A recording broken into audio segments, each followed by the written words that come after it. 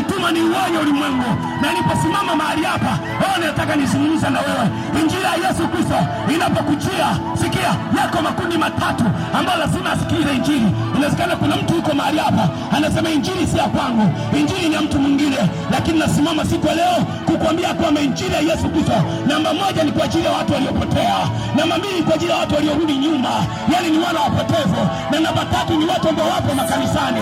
Maandiko yanasema ya kwamba ninajua kwamba wewe una jina la walio hai lakini umekufa. Wako watu wako ndani ya kanisa lakini walikufa zamani. Watu wanaimba kwaya, walikufa zamani.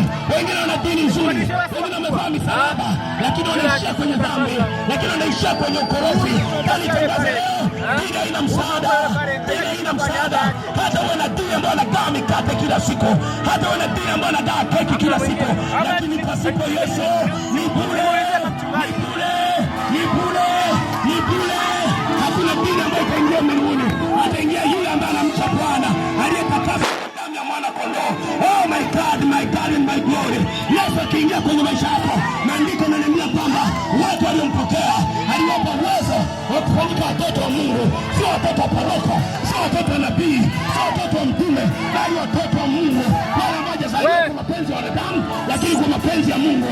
Ninatangaza siku leo na nimekuja kutangaza tiketi ni Yesu Kristo. Ukimpata yeye ni one way to heaven.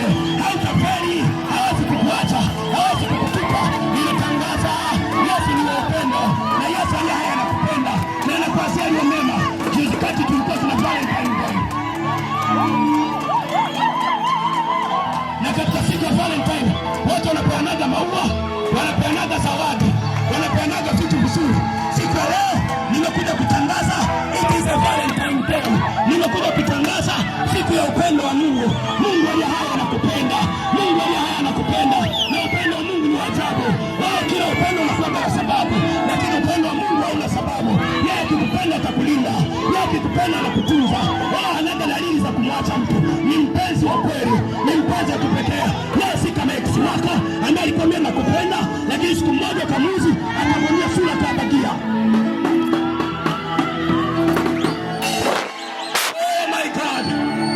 Nasema amina, haleluya. Ninataka nizungumze kwa habari ya majira, kutambua majira, kutambua majira. Yani kama kuna vitu ambazo hupaswi kucheza navyo ni majira, kutambua majira.